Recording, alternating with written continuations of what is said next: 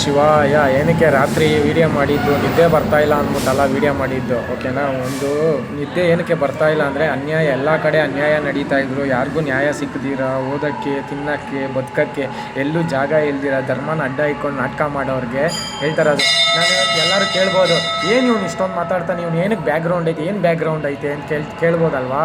ಒಂದು ಹೇಳ್ತೀನಿ ಕೇಳ್ಕೊಳ್ಳಿ. ಎಲ್ಲರ ಮಾತು ಅಂದ್ಕೊಂಡವ್ರಿಗೆ ಹೇಳೋರ್ಗು ಅಷ್ಟೇ.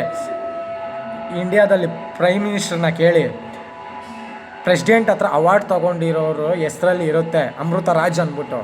ಅವ್ರು ಯಾರು ಅಂತ ನೀವು ತಿಳ್ಕೊಳ್ರಿ.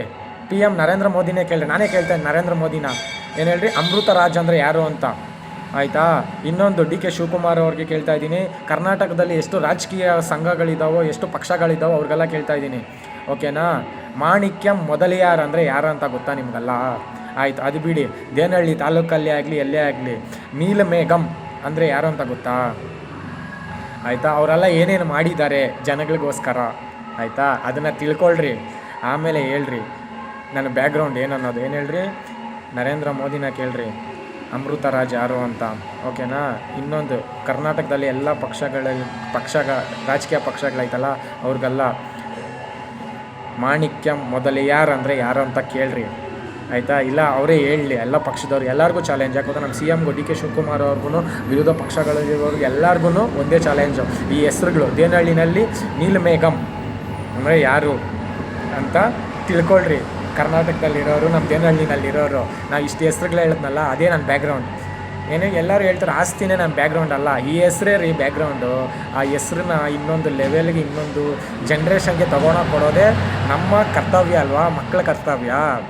ಅದಕ್ಕೆ ನಾನು ಮಾಡ್ತೀನಿ ಅಂತ ಹೇಳಿದ್ದು. ಇಷ್ಟೇ ನನ್ನ ಧೈರ್ಯ, ಆಯಿತಾ. ನಾವು ಭೂಮಿ ಮೇಲೆ ಬಂದಿದ್ದೀವಿ, ಭೂಮಿಗೆ ನಾವು ಏನು ಕೊಡ್ತೀರಿ? ಏನೇಳು, ಭೂಮಿಗೆ ನಾವು ಬಂದಿದ್ದೀರ, ಭೂಮಿಗೆ ನೀವೇನು ಕೊಡ್ತೀರಾ? ಅದೇ ಬೇಕಾಗಿರೋದು. ದುಡ್ಡು ಸಂಪಾದನೆ ಅಲ್ಲ, ಬೇರೆಯೇ ಸಂಪಾದನೆ ಮಾಡಬೇಕು. ಅದಕ್ಕೆ ಹೇಳ್ತಾರದು, ಯುದ್ಧ ಮಾಡ್ತೀನಿ ಅಂದರೆ ಮಾಡೇ ಮಾಡ್ತೀನಿ. ಏನೇಳು, ಹೋರಾಟ ಜನಗಳಿಗೋಸ್ಕರ, ಜನರಿಗೋಸ್ಕರನೇ ಈ ಹೋರಾಟ.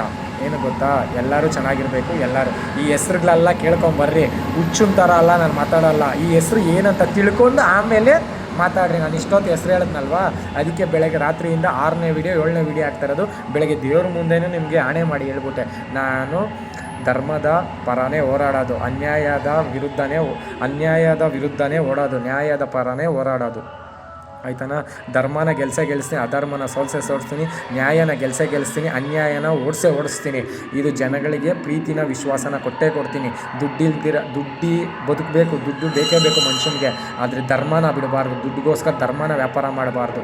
ದೇವ್ರು ನೋಡೋಕ್ಕೆ ದುಡ್ಡೇ ಬೇಡ. ಓಂ ನಮಃ ಶಿವಾಯ.